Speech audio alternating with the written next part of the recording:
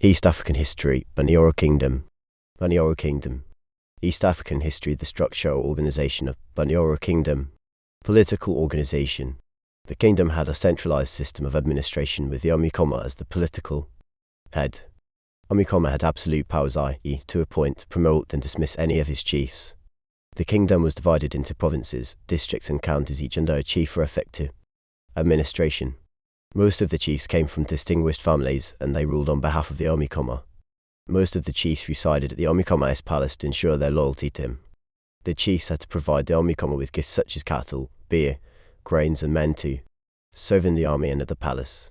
Chiefs were also responsible for tax collection and ensuring law and order within the kingdom. Initially, Bunyoro had no standing army, and therefore all able-bodied men would be called upon to form an army, and the general would be appointed by the Omikoma. The army had the duty of defending the kingdom against external threats, expanding the kingdom, carrying out raids, and spying on the Omikoma's enemies. Social organization. The Bunyoro had classes in their society, with the Bahima as the rulers and the Beru as the subject class.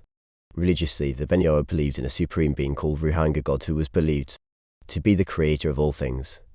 Apart from Ruhanga, the Bunyoro had many other small gods, and each clan and family had its own favorite god.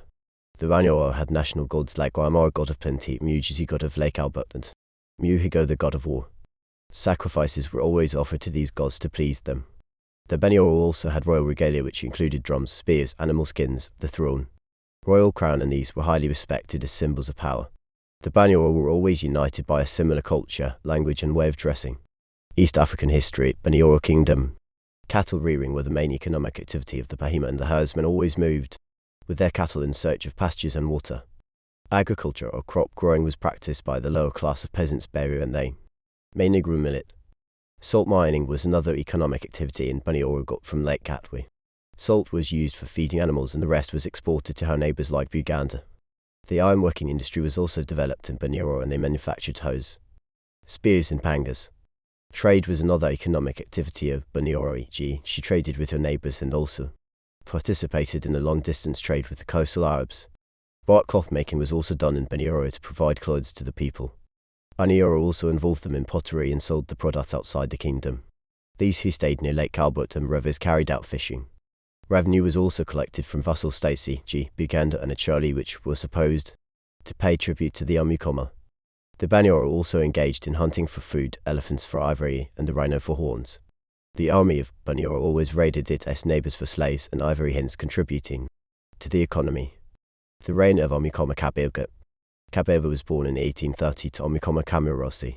He spent his early years in Buliga, where he acquired the name Kabega, meaning son of Buliga. After the death of his father in 1869, Kabega was involved in a power struggle with his brother Kabegumaya. Kabegumaya was supported by the royal family and provincial chiefs. Kabega used the support of the commoners, Arab mercenaries, and his father's bodyguards to defeat his brother. Kabega ascended to power in 1870. The contributions of Kabega. He started with the defeat of the opposition from the royal family by killing and exiling. East African history, Bunyoro Kingdom. He had a chain of chiefs in the provinces to ensure stability. Kabega built a strong standing army of the Abarusula, well armed with guns acquired from the LDT with Arabs. Kabega destroyed the social system of classes in the society and even appointed commoners to positions of responsibility. Kabega expanded the kingdom to occupy areas such as Toro, Biwamba, Bulaga, Katwe, Lingo, Buganda, etc., and many others. This was done with the help of the Abarusa. Kabega encouraged trade with the coastal Arabs and Khartoumers from the north, e.g. Bunyoro supplied ivory and salt, and in return she got guns. Kabega encouraged the Bunyoro to grow enough food, especially millet, to reduce famine. He also built enough granaries, food stores, which ensured proper food storage. Kabega encouraged the spirit of nationalism among the Bunyoro. For example, he always reminded them of the Baganda threat, and that if they didn't unite, Uganda would finish them off. However, Kabega's program of building Bunyoro was interfered with by the British. In 1891, he engaged the British in the guerrilla warfare as he resisted colonial rule. In 1898, he was captured in Lango with Mwanga and was sent to exile in Seychelles, Ireland. Kabega died later in 1923 in Guinea as he tried to return to Bunyoro from exile. Kabega was buried at Empire in present-day Hoima district. The decline of Bunyoro Kingdom. The kingdom had grown too big, which made it very hard for effective administration. Weak leadership, especially after Omikoma Kabega, also led to the decline of Bunyoro. The steady growth of Bunyoro's neighbours e.g. Buganda and Tuo also weakened her. Internal conflicts within Bunyoro also lead to her decline e.g. vassal states constantly revolted against Bunyoro.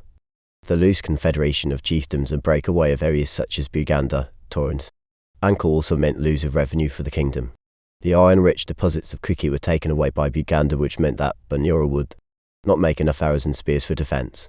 East African history, Bunyoro Kingdom.